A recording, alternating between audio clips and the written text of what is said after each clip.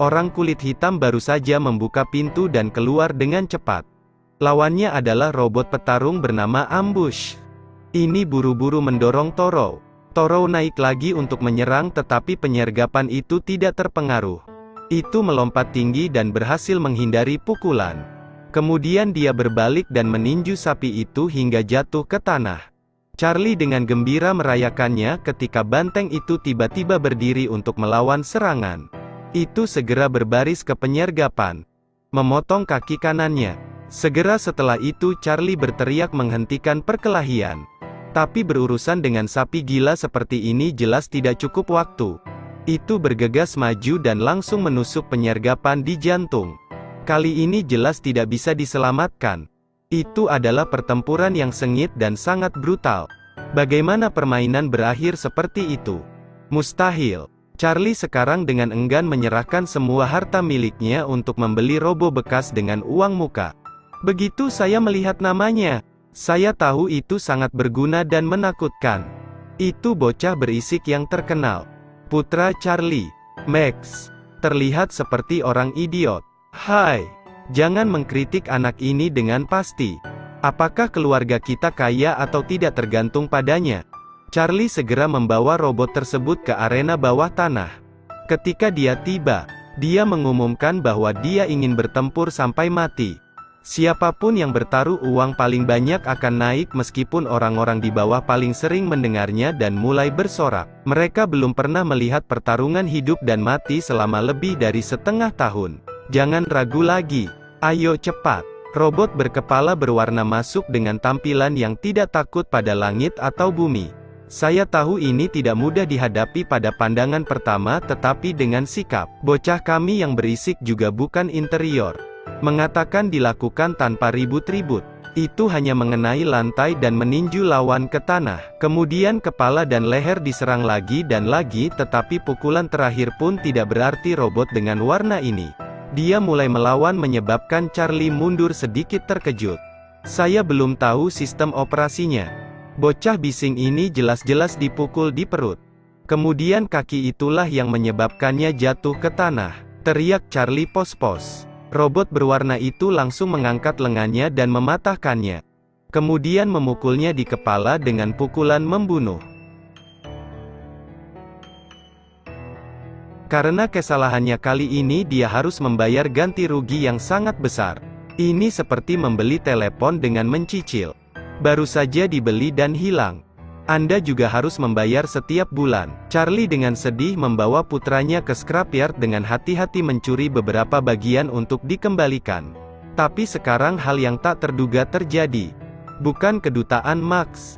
Gelap, hujan deras, jalanan licin. Tapi untungnya bocah itu terjebak dalam sesuatu yang tampak seperti lengan robot. Charlie dengan cepat menyelamatkan putranya lalu menyeka kotoran dan menemukan bahwa itu adalah robot. Memang benar ada keberuntungan dalam kemalangan. Max mati-matian menggali tanah di tengah hujan lebat. Siapa yang berharap menemukan harta karun di dunia? Anak laki-laki itu membawa pulang sebuah mobil rongsokan untuk mengawasinya. Saya tidak berharap itu bertahan. Yang lebih tidak terduga adalah robot ini memiliki fungsi cermin gerak. Itu berarti apapun yang Anda pindahkan, hal yang sama akan dilakukan. Ini adalah harta yang nyata. Max dengan cepat mencucinya, membasuh segala kotoran dari tubuh yang menunjukkan nama indahnya Atto. Ayo kembali. Max kembali untuk mencari ayahnya. Dia bilang dia ingin mempelajari nada angin, Tici dan itu. Dia kemudian mengajari robot atomnya untuk bersiap membawanya ke pertempuran besar. Tapi Charlie menyuruhku melihat robot tempur ayah. Mengalahkan mereka semua tidak bisa lambat jika robot. Saat Max mendengarmu, dia menjadi lebih keras kepala dan bertekad untuk mengikuti ujian. Charlie membawa bocah itu ke arena luar untuk berlatih. Saingan Atom adalah Headumania Metro. Meskipun mungkin tampak samar di permukaan, triknya tidak terbatas. Saat melangkah, dia menginjak kaki Atom dan memukul kepalanya dengan palu. Tangan yang sangat kejam. Menderita karena memukul perut lemah Atom. Dia menjepit kepala Atom di ketiaknya dan memukulnya dengan keras. Setelah Atom jatuh ke tanah, Atom sebenarnya mulai menghitung penonton. Setelah jatuh langsung berdiri. Bahkan Charlie tidak menyangka robot ini begitu stabil. Setelah pertarungan sebelumnya, dia jelas menguasai gerakan Metro dan dengan mudah menghindari gerakan ini. Atom kemudian menggunakan dua kepalan untuk meninju begitu keras sehingga Meteran tidak bisa mengelak. Mari kita lihat siapa yang lebih buruk dari kita berdua. Tapi Metro sepertinya lebih buruk, setelah memukul musuh kembali dan memukul diri sendiri. Jadi yang terbaik tidak ada yang bisa menandingi. Dengan kesuksesan pertamanya, Charlie menjadi lebih percaya diri. Latihan dimulai jam 3 pagi. Dari sana jalur persaingan Atom dimulai. Itu memenangkan semua pertempuran eksternal. Uang yang jatuh ke tangan Charlie tidak bisa dihitung. Reputasi Atom juga berkembang. Akhirnya dia juga berkompetisi di turnamen profesional. Lawan pertama mereka adalah juara tinju robot dunia kota kembar bernama petinju berkepala 360 derajat tanpa sudut mati. Itu adalah kota kembar paling kejam di atas ring. Ada dua regu profesional yang mengendalikan dua kepala sekaligus. Tapi Max tidak peduli seberapa kuat lawannya. Mari kita pemanasan ke Atom terlebih dahulu. Sini tulang belulang.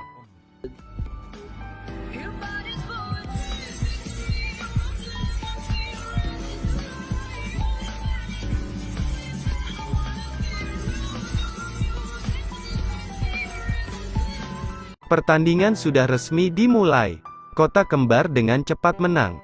Banyak orang menjalankannya di bawah panggung yang membuat menghindari pukulan Atom jauh lebih mudah. Kedua kepalanya juga bisa melihat ke depan dan ke belakang untuk mengamati. Atom dipukul satu demi satu tetapi hanya berdiri dan bertahan melawan. Jika bukan karena pertahanan kuat Atom, itu pasti sudah diikat sekarang. Setelah mengamati sebentar, Charlie menemukan kelemahan fatal musuh. Itu berarti setiap pukulan akan memakan waktu 1,5 detik untuk mendapatkan kekuatan. Charlie memanfaatkan lubang itu untuk mengontrol Atom lebih dekat ke musuh. Kemudian serangkaian serangan balasan. Selanjutnya menggunakan kecepatan cahaya untuk belok kiri dan kanan. Hit kota bersih untuk pusing. Akhirnya hook yang mengakhiri pertandingan. Orang kulit hitam mengalahkan juara nasional.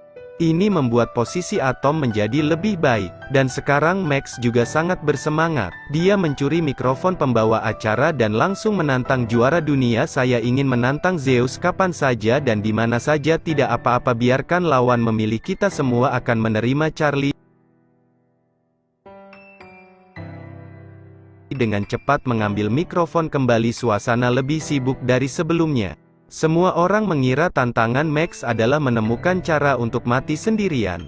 Karena julukannya adalah robot penghancur. Tantangannya di sini adalah tidak ada yang selamat dari putaran kedua. Selain itu, setiap gerakannya mematikan. Jangan tinggalkan jalan hidup. Tapi kepribadian Max sama dengan ayahnya. Semakin kuat lawannya, semakin menarik dia. Pertandingan resmi akan berlangsung malam ini. Penampilan yang sangat kuat, tidak mengatakan tidak untuk langsung menyerang. Itu meninju Atom di kepala. Atom berjuang untuk bangkit tetapi dipukul dan roboh lagi. Serangan Zeus menjadi semakin kuat. Jelas jangan beri Atom kesempatan untuk protes. Setiap pukulan beratnya ribuan pound. Untungnya kepala Atom cukup tangguh, hanya berdiri dan melawan. Zeus juga yang pertama kali bertemu dengan robot seperti ini. Jelas bahwa kecepatan serangan Zeus terus melambat. Mungkin karena kelelahan, Atom akhirnya memprotes. Penonton di bawah mulai bersorak. Ini membuat Zeus merasa benar-benar tersesat. Itu memojokkan Atom dan menyerang dengan keras. Dengan gerakan ekstrimnya, Atom dipukul dengan kedua tangan satu per satu, menyebabkan seluruh tubuhnya mulai berasap. Bagaimana itu bisa hilang seperti itu? Mustahil. Charlie mulai mengaktifkan sistem pencerminannya untuk kontrol. Strateginya adalah menggunakan strateginya untuk mempertahankan yang efektif. Dia menunggu Zeus lelah bertarung sebelum menyerang. Kecepatan serangan Zeus lebih lambat. Charlie segera berpuasa untuk memprovokasi musuh. Zeus yang marah mulai menyerang lagi. Suatu kali dia terjebak dalam perangkap Charlie. Gerakan kebun binatang mulai melambat. Charlie tahu kesempatan itu telah tiba. Dia terus memberikan pukulan kuat.